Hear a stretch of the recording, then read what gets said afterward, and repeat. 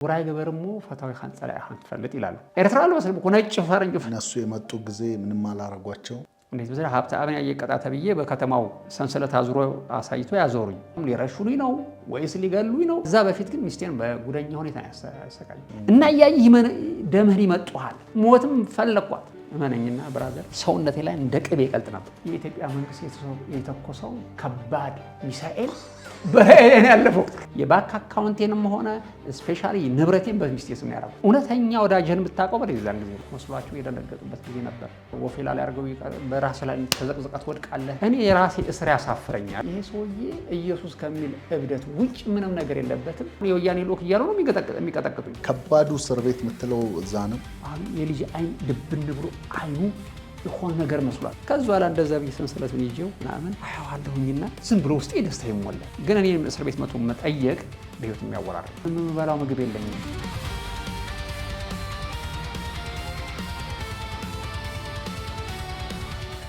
ጳውሎስ የከፈለውን ዋጋ ለመክፈል ዝግጁ ነህ ወይ ብሎ የተናገረኝን ራሴ ጸልዬ መዘዛ መጣሁኛል በአንድ በኩል አሁን በእንደዚህ አይነት ሁኔታ በመታለፍበት ጊዜ የሚገርም ነገር ማንም ሰው ካንተ ጋር አይቆምም እውነተኛ ወዳጅህን ብታውቀው በለዛን ጊዜ ነው አሁን የኤርትራ ንግግር የሚባል አለ ወራይ ገበርሞ ፈታዊ ኻንጸላ ያህን ትፈልጥ ይላሉ ምን ማለት መሰለህ አትገኛ ጉዳይ አድርግና ወዳጅህና ጥላትህን ትለያለህ አንዳንድ ጉዳይ ሲነሳ ወዳጅህ ማን ነው ጠላትህ ማን ነው ካንተ ጋር የሚቆም ማን ነው ካንተ ጋር የማይቆም ማን ነው ማለት ነው እንጂ ጠላትማ የለንም እኛ ግን ንግግሩን ወደዛ ስንተርጉም ማን ነው ካንተ ጋር አሁን የዛን ጊዜ ማን ነው ካንተ ጋር የሚቆመው እና በህይወታቸው ዋጋ መጥቶ የጠየቁኝን እግዚአብሔር አስባችሁ በየጸለዩ እግዚአብሔር መልካም ነገር አደረገላችሁ በእውነት ነው ነገር ያለ ትንሽ አሁን እኔ ከምከፍለው መስዋዕት አንፃር ትንሽ ሊሆን ይችላል ግን እኔ እስር ቤት መጥቶ መጠየቅ በህይወት የሚያወራር ነው እንዴት በዛ ሀብታ አብን ያየቀጣ ተብዬ በከተማው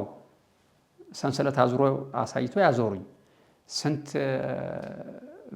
ስንት የተከሰሱ እና ከባድ ነበር እና አባቷም እናቷ መጥተው ብቻ ልጄም ብዙ ዋጋ ከፈለ ህፃን ልጅ ነበር አንድ ወር ልጅ ነው እና ብቻ ያን ወር ነው የተወሰነ ወር ብቻ ነበር በጣም አያቀኝም ከዛ በኋላ እንግዲህ በሞትም ያው እንግዲህ አባቴ ለወንጌል ተብሎ ሞተ ተብሎ ነው የሚነገርለት ግን እግዚአብሔር ታማኝ ነው እኔ ሞት ጨረስኩ ባልኩበት ጊዜ እሱ አለ በዙፋኑ ላይና ከዛ በኋላ እስር ቤት ከአንድ ቦታ ወደ አራተኛ እስር ቤት ወሰዱ የዛኔ እነሱ የመጡ ጊዜ ምንም አላረጓቸው እኮ አሁን ከደህንነቱ እስር ቤት ከዛ ማንንም ሰው ከማያውቀው እስር ቤት ወደ ፖሊስ ጣቢያ እስር ቤት መጥቻለሁ አሁን እኔ አንደኛውን ፖሊስ ባከን ተባበረኝ ሚስቴ እዚህ እንዳለው ነገር አትቆራሉት አሁን ድምጽ ያልነበራ ሴት እልል የሚያሰይ ድምጽ ሰማሽ ማለት ነው ስንት እስር ቤት ቀይሬ ያለው ሶስተኛው እስር ቤት ላይ ነው እንግዲህ አሁን ድምጽን የምሰማያል የት እንዳለው አጣቀም መኪናው የታለች ማንንም መጠየቅ አይታወቅም እና ይሄ የማይባል ስቃይ ነው ያሳለፈችው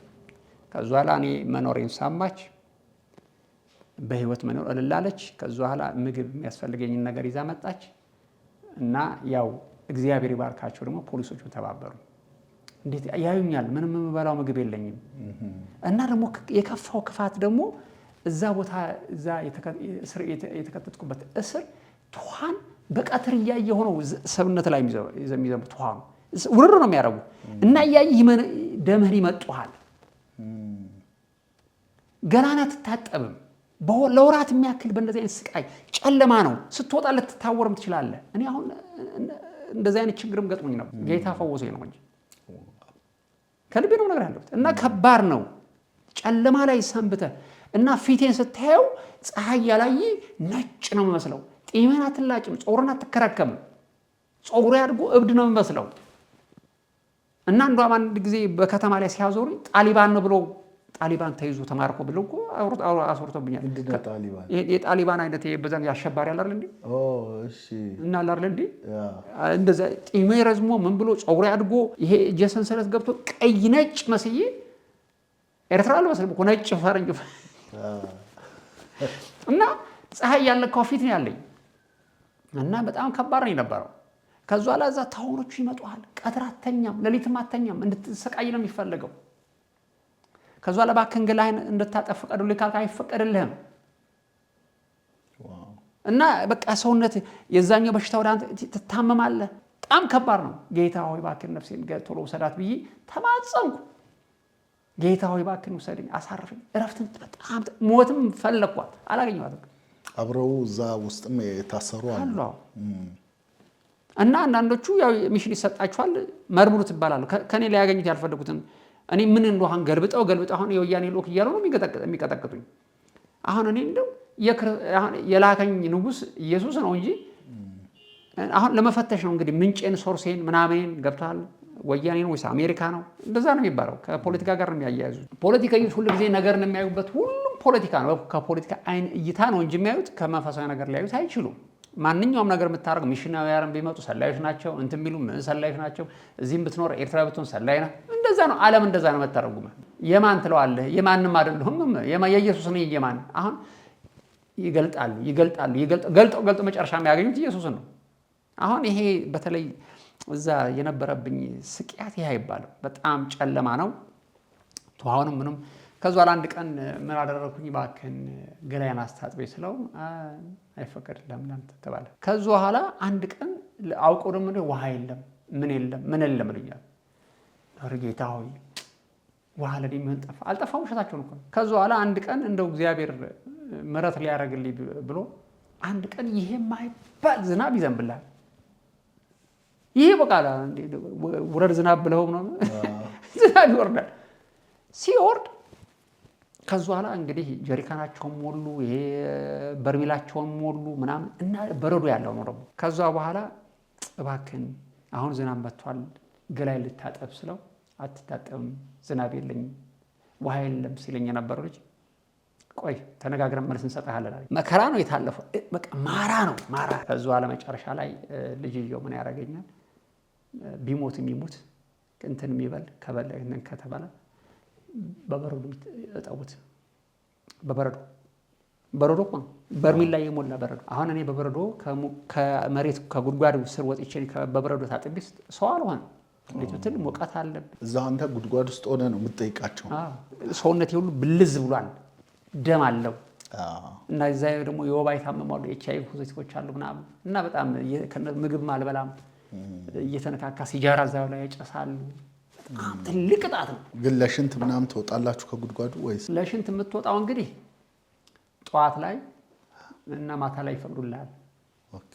እና እዛ እንትን ላይ በነበርኩበት ጸጥታ እንትን በነበርኩበት ጊዜ ለሽንት የምወጣው ሌሊት ብሎ አይወጣለሁኝ በ12 ሰዓት ወይም በ11 ሰዓት አካባቢ ሌሊት እወጣለሁኝ።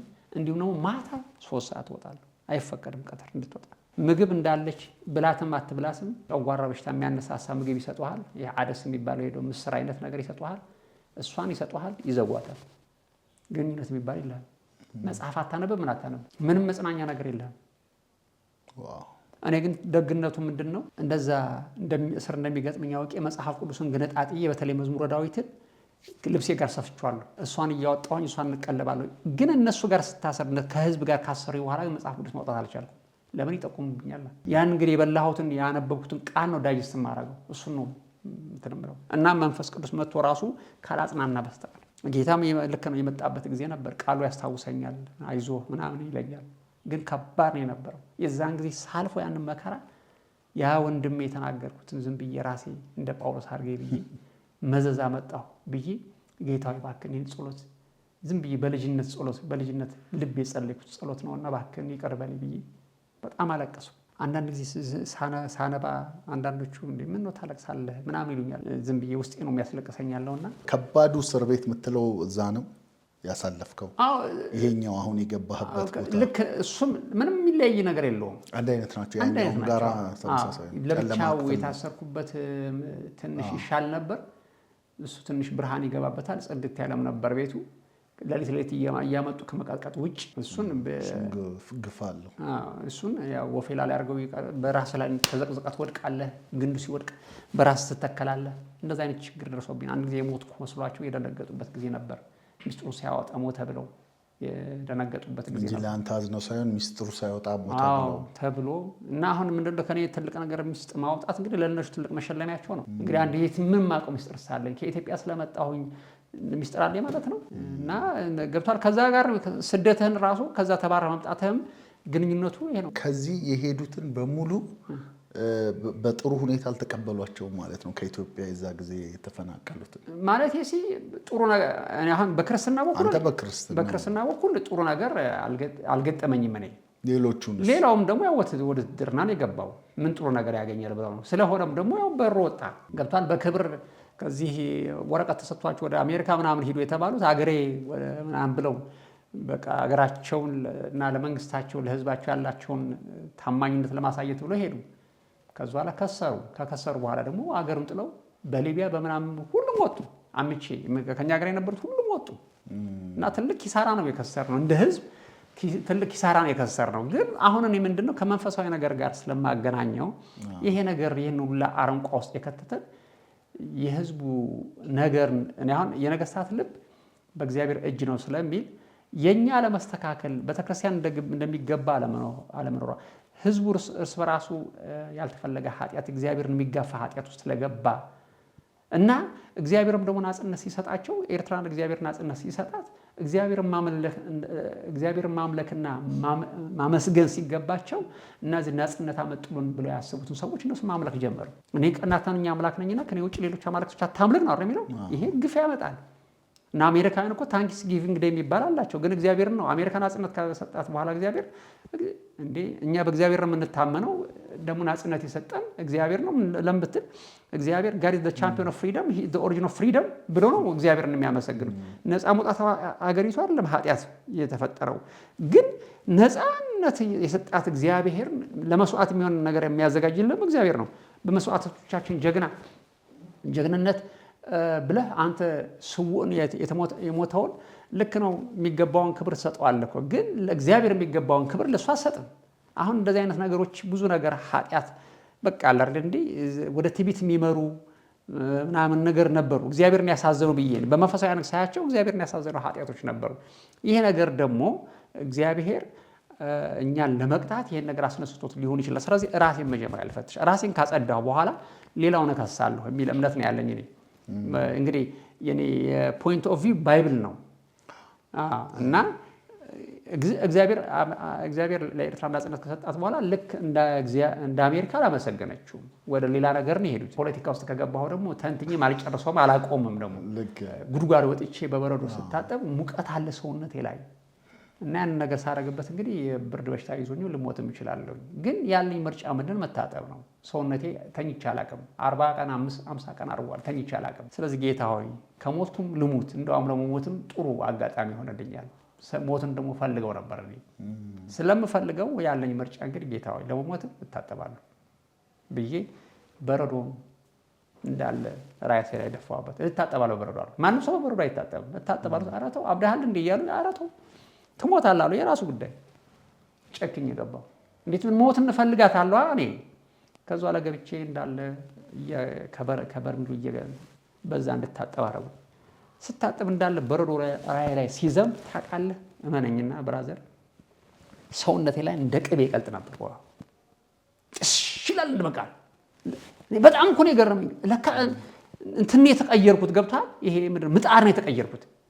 እያየሁ ጥሽ በረዶን የሚያቀልጥ እሳት ከራሴ ለመውጣት እሰይ ይላል ጥሽ እያለ አራታው እስከመባል ድረስ ታጥቤ ወንድሜ በረዶ እንዳለ በርሚሉ ላይ ታጥቤ ወዲያውኑ ግባ ተባልኩኝ። ገባሁ። ለመጀመሪያ ጊዜ 24 ሰዓት ተኛሁ። እኔ የሚገርመኝ ነገር ሰው አሁን እኔ ካውንስሊንግ ትምህርት እማራለሁ፣ የሳይካትሪስት እማራለሁ። አሁን የራሴን ዲግሪ እየሰራሁ ያለሁት በዚህ ጉዳይ ነው።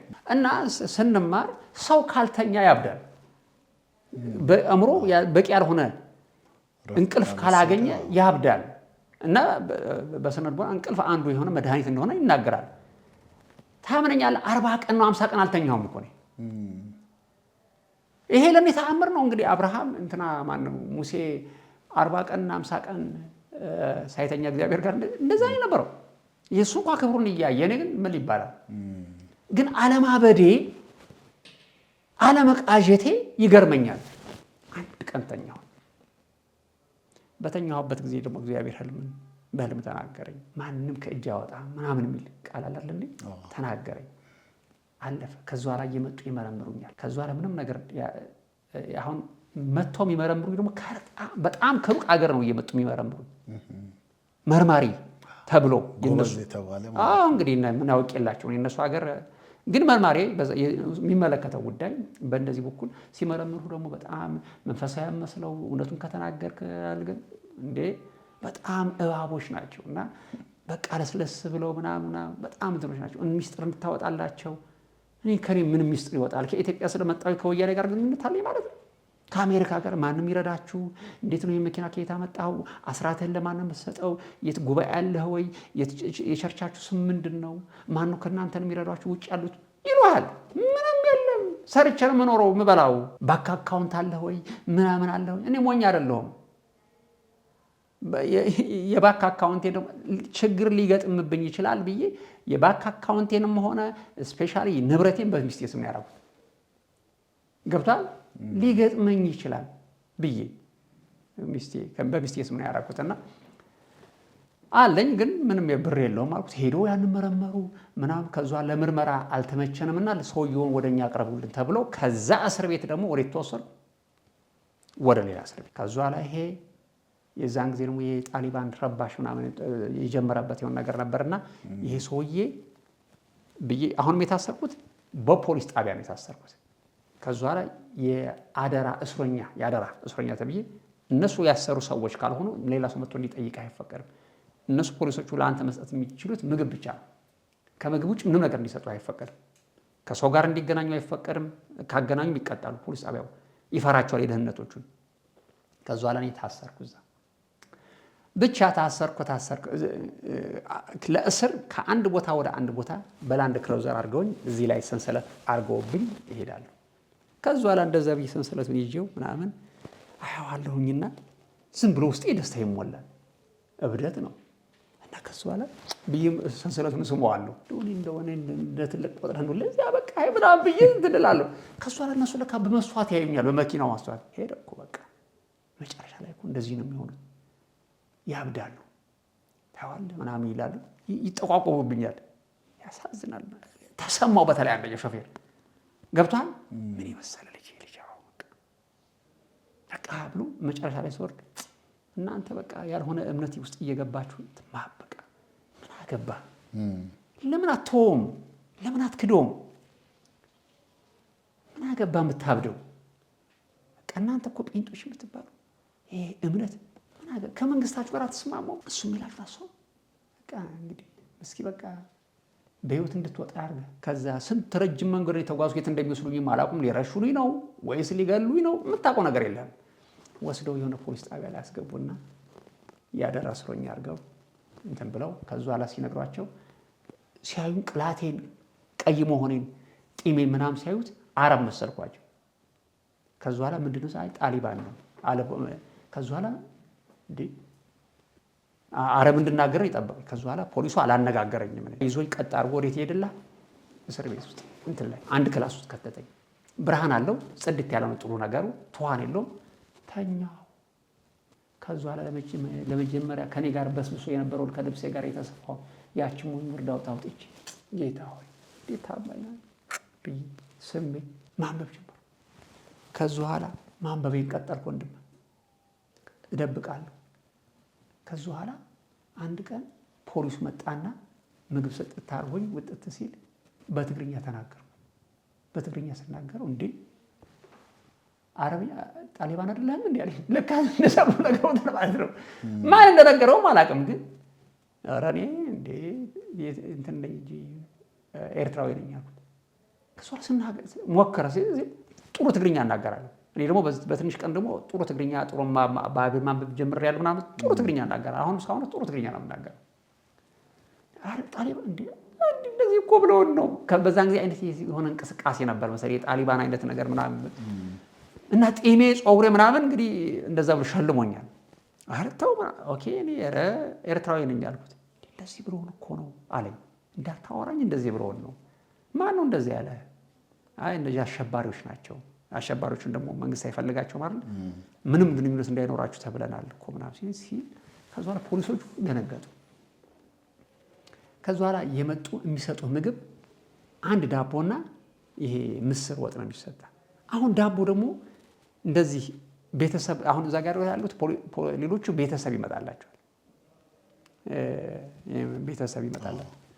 እና ቤተሰብ ይመጣላቸዋል። መጨረሻ ላይ ቤተሰብ ስለሚመጣላቸው እንጀራ ምናምን ይበላሉ። እኔ ግን እንጀራ ሳልበላ ስንት አድርጌያለሁ። ከዛ በኋላ ዳቦን የሚሰጡ ይሄ ሙልሙል አይነት ዳቦ አለ አይደል እንዴ? ሾጠጥ ያለ ዳቦ እና ብዙ ያልበሰለ ነው፣ እንደ ሊጥ ነው፣ በቃ ሊጥ ነው ማለት ይቻላል። ስትበላው ሆዱ ላይ ይቀመጥና ብታዩ ሰገራ መውጣት ስቃይ። ጌታ ሆይ እባክህን እንጀራ እፈልጋለሁና ዛሬ እንጀራ ብላኝ አልኩት። ይገርምሃል ጌታ ጸሎቴን ሰምቶ አንድ ሴትዮ እንጀራ ይዛ መጣች። እንጀራ ይዛ መጣ። ለሁሉም እስረኞች ስጡልኝ። የማን ነው? አይ ስለ ጊዮርጊስ ይሁን ስለ ሚካኤል ይሁን ስለ ምናምን ይሁን ብላ እንጀራ መጣች። እኔ እንጀራ ጸልያለሁ፣ ስለ ሚካኤልም ይምጣ ስለ ጊዮርጊስም ይምጣ እንጀራ ጸልያለሁ። እንደዛ ብላ መጣለች። ናት አንተም ልክ እንደ እስረኞቹ ይመለከታል ወይ እንስጥ ሲሉኝ፣ ከዛ በኋላ ምን አለኝ ፖሊሱ፣ እናንተ ጴንጤዎች የጊዮርጊስ አትበሉም አይደለም? የጊዮርጊስ ለጊዮርጊስ የተቀበረ መስዋዕት አትበሉም፣ ለሚካኤል ለማርያም ምናምን የተባለውን መስዋዕት አትበሉም እና እንዴት ነው ትበላለህ እንዴ አንተ ሲለኝ፣ ምንድን ነው ምግቡ አልኩት። እንጀራ ነው እና ደግሞ በየአይነቱ ደግሞ ምግብ አለው፣ ወጥ አለው ምናምን አለው እና በጸሎትና በቃል የተቀደሰ ይሆናል እኮ ነው የሚለው ቃሉ። ለጊዮርጊስ ይምጣ እሱ አይደለም ደዴሳ ላይ እባበልቻለሁ። ምን ማለት ነው? አንተ አልኩት። ኧረ ተው ደነገጠ። ትበላለህ እንዴ? አዎ እንዴ ብሎ ከዛ ላይ እግዚአብሔር ባርከውና ምርጥ ምግብ አምጥቶ በላው። ጌታን አመሰግነው፣ ጸልዬ በላው። ለጊዮርጊስ ይምጣ ለምን ባረኪ። ከዛ በኋላ ፌስታል ላይ እባክህን በኋላ ደግሞ አላገኘውም እንጀራውን እና ሲተርፍ ከተረፈ እባክህን ይሄ እስረኛ የሚጠይቀው የለም ብሎ እግዚአብሔር ባርከውና ፌስታል አድርጎ ሰጠኝ። ያ በፌስታል እንደሚበላው ማለት ነው። በፌስታል አድርጌ ያችን እየበላሁ ሲጨንቀኝ ደግሞ ጌታዊ ተአምር ፍጠር እያልኩኝ በእንደዛ መኖር ጀመርኩ እና እማረሳው አንድ ከባድ ነገር የተፈጸመው በዚህ በነበረው ጦርነቱ ማለት ከወያኔና ሁለቱም ይተናኮሱ ነበር እና እማረሳው አንድ ቀን እኔ እዛ አፍጥጬ ሰማዩን እያየሁኝ እያለሁ ጌታ እንዲወስደኝ በጣም እፈልግ ነበርና ስቃዩ ሲበዛብህ ጌታ ማራናታ ትላለህ እና አንድ ቀን ከተማውን ማታ ላይ ነው እኔ እስር ቤት ነኝ ያለሁት፣ በውጭ ያለሁኝ ከተማው እንዳለ ብርሃን የሚሞላ እንደዚህ አይነት ነጭ ብርሃን በሰማይ አገሩን ሁሉ ብርሃን ያደረገ ነገር ያልፋል። ከዛ እኔ ደግሞ በምናብ ይሁን በምን ይሁን ብቻ በቃ ጌታ የመጣ መስሎኝ ብርሃን ነው። በድንገት ግማሽ ሌሊት አካባቢ ነው ብልጭ ብሎ ብርሃን አገሪቱ ይሞላል። ስትሞላ ጌታ መጣ ማራናታ አልኩኝ። እጅን ሊወስደኝ የመጣ መስሎኝ እኮ ነው። ለካ የኢትዮጵያ መንግስት የተኮሰው ከባድ ሚሳኤል በእኔ ያለፈው ገብቷል። ገብቶ ከዛ በኋላ እዛ አካባቢ የነበረውን ይመስለኛል መሳሪያ ምናምን ያለበት አካባቢ እሱን ታርጌት አድርጎ ነው የተኮሱት እና ያ መሳሪያ ያ ሚሳኤል መሳሪያውን ቢመታው እኔ ወንድም አገር ሙሉ ይገለበጥ ነበር። እንዴት በጣም ይመስለኛል፣ እኔ አላውቅም፣ ግን እንዴት በጣም ዋና የሚፈነዳ ያለበት ይመስለኛል። በጥናት ያደረጉት ይመስለኛል። ብቻ ስቶ ሌላ ቦታ ወደቀ። ከወደቀ በኋላ አገሩ ላይ ተንቀጠቀጠው፣ አገሩ ላይ ተገለበጡ። ምን ተፈጠረ ተብሎ ወዲያውኑ ደነገጥኩኝ። እኔ መሬቱ ሲንቀሳቀስ ሰማዋለሁ። በቃ እንደ እግሩን የተንቀጠቀጠ ያ መሳሪያ ያ የተተኮሰ መሳሪያ በትክክል መሳሪያውን የነሱ የኤርትራ መንግስት መሳሪያ ቢመታው ኖሮ እንዳለ ፈንድቶ አገሪቱን ሙሉ ያቀጣጥላት ነበር። እኔም በህይወት መውጣ እንዴት ታስር ያለሁኝ እያለሁ እዛው መቀለጥኩ ነበር፣ በሞት ባለፍኩ ነበር። ለእኔ ጥሩ ነው። ሞትን መኛት ስለነበር ግን አልሆነም። በአንድ በኩል ሳስበው አሁን ሰው ሌላ የተለያየ ዓለማዊ አሁን የተለያየ ትርጉም ሊሰጡ ይችላል። ግን እግዚአብሔር ለኔ ስል አገሪቱ ምሕረት እንዳደረገላት አውቃለሁ። በስሙ የታሰርኳለሁኛ ነኝ። ከዛ በኋላ እየመጡ እኔን ይመረምሩኛል። ከዛም በኋላ ሚስቴንም አድራሻህን ነገር ሚስቴንም ነገር አሉኝ። ሚስቴን ነገርኳቸው። ቴሌፎን ደውለው ወደ አሁን የሚመረምሩኝ ከአንድ ቦታ መጥተው ወደ እኔ መጥቶ ነው የሚመረምሩኝ እና ሚስቴን ነይ ብለው ካለችበት ቦታ መምጣት አለብሽ ብለው ይዟት ተደውሎላት እሷም እንድትጠየቅ ከኔ ምንም ነገር ያገኙት ነገር የላቸው። አሁን እኔ ያላልኳቸውን ቃላት ብሎናል እያሉ እሷን ለመሸወድ ብዙ ይሞክራሉ። ደግሞ የሌለ ነገር የሌለም። እሷ ባንክ አካውንቷን ምናምን መኪናው ስለ መኪናው ደግሞ መኪናውን ከየት ነው የገዛችሁት ምናምን የሚባል ነገር መጨረሻ ላይ ግን መርምረው ምንም ነገር ያገኙት ነገር የለም። ግን ወዲያውኑ ሚስቴን ሲጠሯት ሚስቴን ጠሯት። የሚስቴን እህት ጠርተው አነጋገሩ።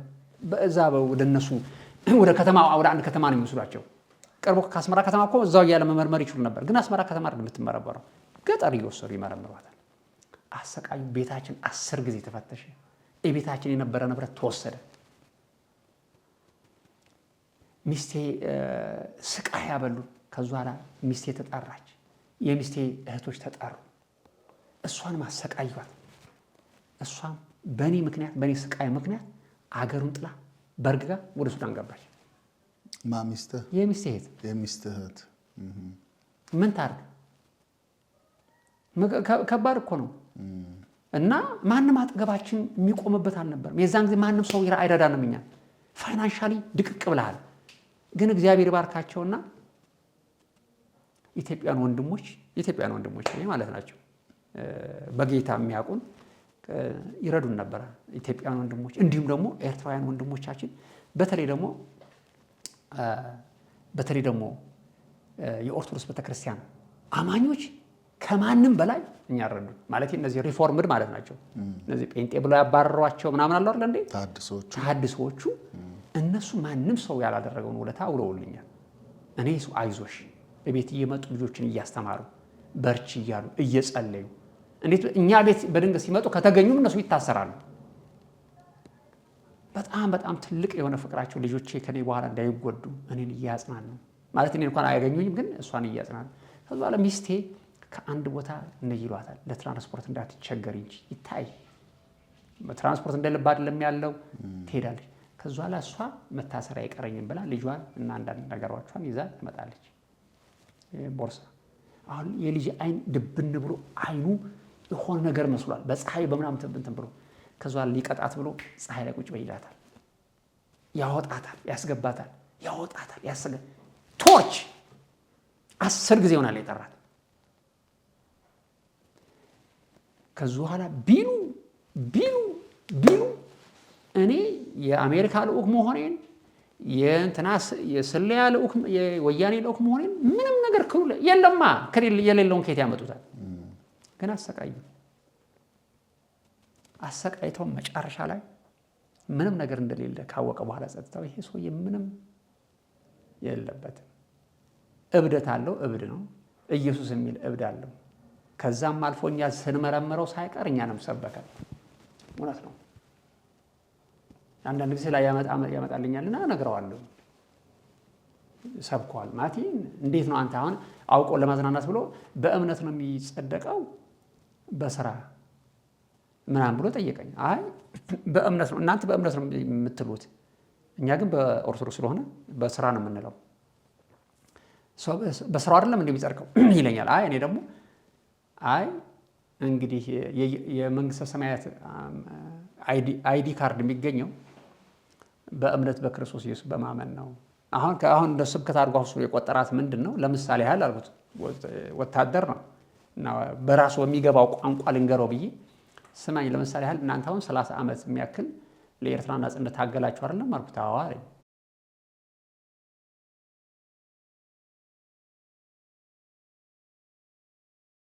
እንግዲህ በሚገባህ ቋንቋ ልንገርህ አልኩት። እሺ ቀጥላለኝ። ከዛ በኋላ እናንተ ለ30 ዓመት ታገላችሁ። አዎ። ከታገላችሁ በኋላ ኤርትራ ነፃ ወጣች አልኩት። አዎ አለ። ኤርትራ ነፃ ከወጣችሁ በኋላ ሰው የኤርትራ ዜግነት እንዲኖረው በተሰዉት ሰዎች እመኑ ካመናችሁ ገብቷል። ለናጽነታችን የተሰዉ ጀግኖች አሉና እነሱን ለናጽነታችን የተከፈለ ዋጋ ነው ብላችሁ በስዋዕታችሁ ካመናችሁ የኤርትራ አይዲ የኤርትራ ማንነት ይሰጣችኋል ብላችሁ ሰውን የኤርትራ አይዲ እንዲሰጥ ያደረጋችሁት በስዋዕቶቹ በማመኑ ለነሱ ስለተከፈለው ዋጋ በሚያምኑ ሰዎች በማመናቸው ነው እንጂ እናንተ እኛ የኤርትራ ናጽነት ለማምጣት የኤርትራ ዜግነት ለማምጣት 30 ዓመት ታግለናልና እናንተ ደግሞ 30 ዓመት ሂዳችሁ እዛ ሳህል ነው ናቅፋ ነው ሂዳችሁ ካልታገላችሁ ናጽነት የኤርትራን ዜግነት አንሰጣችሁም ብላችሁናል አላላችሁም። ያው ተቀበሉ፣ በስዋዕት እመኑ፣ ለኔ በተከፈለው መስዋዕት በማመንህ የኤርትራ ዜግነት ታገኛለህ አላችሁን አልኩት። አዎ አልኩት። አዎ አለኝ። እኔም ደግሞ እያልኩ ያለሁት የሰማያዊ ዜግነት የሚገኘው በክርስቶስ ኢየሱስ መስዋዕትነት በማመን ነው። በሱ ካመን ቀጥ ለመንግስተ ሰማያት ትገባለህ እና መዳን በእምነት ነው፣ በእንስራ የሚባል ነገር የለም። እናንተ ወደ በረሃ ሂዱ እንዳላላችሁን የ30 ዓመቱ ዋጋ አምነን የዜግነት እንዳገኘ ክርስቶስ ኢየሱስ የከፈለው መስዋዕትነት በማመኔ ደግሞ እኔ ዜግነት አግኝቻለሁ እና በእንትንና በስራና በእምነት የሚለው ጽድቅ ይሄ ነው ስለው አለና የችኑ ጻፋት አለኝ ሰብኬዋለሁ ብለህ ፈርም አለኝ። እንደዚህ ብሎ እንደገና ከሰሰኝ። ተከሰስኩ። እንደዚህ ብሎ ለካ ነክቶታል። ገብቶሃል? በሚገባው አንዳንድ ጊዜ ጌታ ኢየሱስ ክርስቶስ እንዴት እንደመጣለኝም እኮ አላውቅም፣ ግን አንዳንድ ጊዜ ከአካባቢው ካለ ሁኔታ ላይ ለማስረዳት ለምታመጣው ነገር ነውና እንደዛ ሰብኮኛል ብሎ ያላይ ነው እና ሰብኮኛል አላት ሚስቱ እና ይሄ ሰውዬ ኢየሱስ ከሚል እብደት ውጭ ምንም ነገር የለበትም ብሎ ፈረመ። ከፈረመ በኋላ ታዲያ ምን ይደረግ? ተፈረድኩ። ማን በሚያውቀው? እነሱ በሚያውቁት። ለእንደዚህ ዓመት ይታሰር ይቀጣ። የት ተፈረደበት? ተፈረድኩኝ። እኔ አላውቅም እኮ ፍርዱን አይነገረኝም። አሁን እሱ እንግዲህ ገምግሞ ምን ብሎ ብዙ ስለ መኪናዬ ስለ ኑሮዬ ሁሉንም ነገር አውቋል። ከበስተጀርባዬ ምንም የፖለቲካ አጀንዳ እንደሌለኝ አውቋል። ከዛ ላይ ይሄ ሰውዬ እብደቱ ኢየሱስ ነው ብሎ ነው ማለት ነው። እኔ ወዴት እንትን እንባል በስራ የሚቀጡበት ቦታ ላይ እዛ እንድታሰር ተላኩኝ ማለት ነው። ግን ከዛ በፊት ግን ሚስቴን በጉደኛ ሁኔታ ያሰቃያት። ከዛ በኋላ አልተነገረኝም፣ ምን አልተባለኝም። ከዛ በኋላ መኪናውን ምንም ነገር የለውም፣ ይሄ ሰውዬ ወንጀል የለውም፣ መኪናውን ይመለስለት ተብሎ ትልቅ ሸክም የነበረብኝ የሰው መኪና ስለነበረ ደግሞ መኪናው በጣም ስለዛ ጉዳይ አለቅስ ነበር እና በጣም ፓጃሮ ነው፣ በጣም ሌተስት መኪና የነበረ ነው በዛን ጊዜ። አሁን በዛ ጊዜ በሚሊዮን ብር የሚሸጥ ነውና ያን መኪና ድምጥማጡን ሰባብረው ተጫውቶበት የነበረው ንብረት ፈርሶ መኪናው ከስንት ዓመት በኋላ ለባለ ዋናው ለዛ ለሰጠ ሰውዬ የኔ ነው ብሎ ፈረመ። እሱ ተሰጠው። እሱም ስቃይ አይቷል የበኩሉን ግን ምክንያት ማለት ነው። እሱ እንደውም ብዙ ስቃይ ያየው እንዳጋጣሚ እሱ ሱዳን ስለነበር፣ ሚስቱ ግን ተሰቃይታለች በዛ ጉዳይ ላይ ባለ ንብረቷ እሷ ስለነበረች። ከዛ ለመኪናው እንዲመለስላቸው ተወሰነ። እኔም ደግሞ ከዛ ካለሁበት አደ አቤቶ የሚባል እስር ቤት እዛ እንደወሰድ ተደረገ። ከአደ አቤቶ እንግዲህ አሁን ስንተኛ እስር ቤት ነው? 5ኛ እስር ቤት። ከአደ አቤቶ ደግሞ እዛ ከቆይ በኋላ ይሄ ልጅ ምን እዚህ ያደርጋል? ይሄ እኮ የእምነት እስረኛ ነው።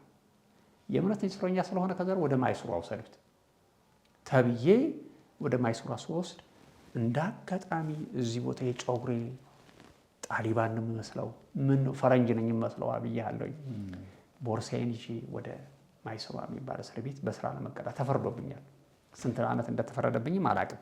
እና ካላሻሻልክ ደግሞ የሚጨመርም ቅጣትም አለ። ግን ምንም ነገር አላገኘንበትም ብለው እዛ ማይሱራ ውስጥ ገባሁ። ማይሱራ ውስጥ ከገባሁ በኋላ ወደሆነ እይት ሲያደርጉ አብዛኛዎቹ በእምነት የታሰሩ ሰዎች እዛ አገኘኋቸው። ከዛ በኋላ እዛ እስር ቤት ገባሁኝ። ከገባሁ በኋላ ወንድሞች ዌልካም ብሎ ተቀበሉኝ። ግን እዛ እስር ቤት ከገባሁ በኋላ እነዛ የፕሮስፔሪቲ ገስፕል የሚያምኑ የነበሩት ገብተዋል። ከእነሱ ጋር ፍጥጫ የነበረን ሰዎች የእነሱን ስም መጽሐፍ ላይ ጻፍኳቸው ሰዎች ምናምን እዛ አገኘኋቸው። ከዛ በኋላ ይሄ እንቅልፍ የነሳን ሰው ደግሞ እዚህ መጣ፣ እሱም አገኛት አይደለም ብሎ መፎከር ጀምሮ እዛ ፍጥጫ ጀመረ። ከዛ በኋላ ስሙኝ፣ እኔ ወንጌል ስሰብክ ነው የታሰርኩት፣ እናንተ ግን የራሳችሁን እንጀራ ስታበስሉ ነው የታሰራችሁት። ከዛ በኋላ አንድ እግዚአብሔር ይባርከውና አሁን ወደ ጌታ ሄዷል፣ ኢዮብ የተባለ ወንድማችን፣ እኔ የራሴ እስር ያሳፍረኛል አላቸው። በዚህ ሰውዬ ግን እኮራለሁኝ አላቸው። ሁልሽም እዚህ ያለሽው ሰብስቦ እኮ ነው። ራሳችንን መርምር። የራሳችን እንጀራ ስናበስል አይደል ተሰራ። አንዳንዶቻችን ትተን ሆስን ስንጨፍር በማይጨፈርበት ጊዜ ስንጨፍር አይደለም እንዴ? እንፈውሳለን፣ እናደርጋለን። እስኪ እዚህ ወንጌል ሲሰብክ ታሰር ያለው ብሎ የታሰረ ሰው ካለ አንጡልኝ አላቸው። ከዛ በኋላ እኔ ደግሞ ግልብጥ ብዬ ምን አልኩት? አሁን ሳልተማራችሁ ጀመረን በቃ አለ። ጦርነት ተከፈተ። አሁን ከዛ በኋላ አንዱ ጥርስ ነከሰብኝ። ምግብ እያመጡ ይሰጡናል ክርስቲያኖች እያሉ። ከዛ በኋላ እሱ ምግብ አዳይ ነበርና ተቀይሞብኝ ምግብ ቀጠል። ሳህኔ ይዘት ተጨርሷል ምግብ አለ። እንዴት አንተ አሁን ንስሐ አትገቡም በይ ትለናለህ? እግዚአብሔር ንስሐ እንድትገባ ነው አሁንም የላከኝ። አሁን እንደ ነገረኛ ነቢይ ቁጠረኝ፣ እንደምንም ቁጠረኝ። እግዚአብሔር ንስሐ እንድትገባ ነው የሚፈልጋል። በእናንተ ምክንያት አገሪቱ አረንቋ ውስጥ ገብታለች። አሁንም ተመለስ። መንፈስን ይስትል አልነበር እንዴ? አምላክን ይስትል አልነበር እንዴ? ድህነት አይመለከተኝም፣ እስራ አይመለከተኝም፣ መከራ አይመለከተኝም ስላል ይሄ አሁን ትንሽ ብሎ ለካ ከነሱ አንዱ እናንተ ሰዎች ዝም ብላችሁ ይህን ሰው እያትፍረዱት አላችሁ። የተናገረው ነገር ሁሉ ተፈጽሞብናል በእኛ ላይ። አሁንም እንመለስ። እውነቱን ነው እየታመጡታላችሁ። የእኛ ስም ስለጠቀሰ ነው ሊያመን ይችላል፣ ግን እውነት ነው አላቸው። ጓደኛዬ ነው አሁን ካናዳ አለ። እውነት ነው። አሁንም እንመለስ እኔ ያልኩት እና ይሄን እንደዚህ አይነት ከዛ በኋላ አንዳንድ ይሄን የተሳሳተ ትምህርቶችን እዛ አካባቢ ከነሱ ጋር ማለት ያልረገፈላቸው መፋጨት ጀመር። ግን በተለይ መከራ አይመለከተኝ የሚባለው ያፍስጦ መከራ መጥቷል። ምንም ማድረግ መከራ አትችልም። ያ ነገር ሆነ። ከዛ በኋላ እግዚአብሔር ይባርካቸውና እንግዲህ ኤትኒክ ግሩፖች ላይ ናቸው እና አሁን ኩና የተለያየ አይነት ዘር እዛ አካባቢ ያሉ እዛ እግዚአብሔር ረድቶኝ ለብዙ ሰዎችን ወንጌልን አሰራጨን። አሁን አንዳንድ ጉዳዮችን እንግዲህ ልንተዋቸው ነው ለምትል ሌላ ጊዜ መመለስ የምንችልባቸው ነገሮች እንዳሉ ነው ማስበው። ለምትል አሁን እዛ እንዴት ተደርጎ የወንጌል ስራ ተሰራ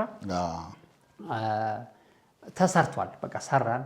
ከዛ በኋላ እዛ ወንጌል በምሰራበት ጊዜ ደግሞ አንዳንድ ወንድሞች እባክን ሀብታም የደረሰብህ መከራ ከባድ ነው፣ ስለዚህ አሁንም እዚህ አትስራ። ምን ትፈልጋለህ? በቃ ፍርድህን ጨርሰህ ዝም ብለህ ቀጥ ብለህ ሄድ። እንዴት አረሰው ወደ ገሃነም እየሄደ እኔ ዝም ልበል እንዴ? እኔ እግዚአብሔርን ጠይቄዋለሁኝ። ምንድን ነው የጠየቁት? ኤርትራን ስጠኝ ብዬዋለሁ። የኤርትራን ዘር ማንዘሮች ስጠኝ ብዬዋለሁኝ። አሁን እኮ የነዳጅ ወጪ አያስፈልገኝ፣ የምንም አይነት የጊዜ ወጪ አያስፈልገኝ። ሁሉንም አይነት ዘር ያለበት ቦታ ላይ አምጥቶኛል እና የተለያየ ዞሮ ለእነሱን ወንጌል ያሰበኩኝ ለማንም ሰብከው እነሱን ፍለጋ ስዞር እኮ ነው የታሰርኩት። አሁን ለኔ ተአምር ነው ይሄ ማይሱራ ውስጥ መግባቴ። ማይሱራ የሚባለው እስር ቤቱ ለኔ እሱ ላይ ሁሉም አለ።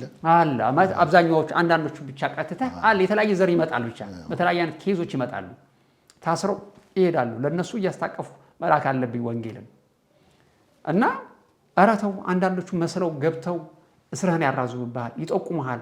የፈለገ ይሁን ኃላፊነቱን እግዚአብሔር ይወስዳል። አንድ ጊዜ ታስሬያለሁ። ከገባሁ በኋላ ምን አስፈራኝ? ግን አብዛኛዎቹ እዛ የነበሩትን ምንም የወንጌል ይሰበክ የለም። በእግዚአብሔር ፊት ነው ነገር ያሉት። ፈርተው አልሰበኩትም እና አረባ እንደውም ከዛም አልፎ አንድ የሆነ ጀግና ወንድም ነበር ከኔ ጋር እግዚአብሔር ይባርከው። እነዛ ስላለ አልጠቁምም። እሱ ምን ፈርታችሁ ለምን ታስፈሩታላችሁ? ኢየሱስ በቃ ስራው ነው በቃ። እና እዛ ድንቅ ስራዎችን ሰርቻለሁ። ድንቅ የእርዳታ ስራ ሰራሁ። እና ያ ይሄንን እድል ራሱ እንድከፍት የረዳኝ ማለት ነው። ያቺ ታደሰ አይሳ የሰጠው ፓንትና ሸሚዝ እነዚህ ሰው ያውቀዋለሁ። እስር ቤት ስገባ ተውት፣ ሀብታምን አውቀዋለሁ ያላችሁ ተውት፣ አትነግሩኝም። ይስበክ አንዱ ከኛ ጋር የነበረ ማለት ነው። እዚህ ታስሮ የነበረ ማለት እዚህ ታስሮ የነበረ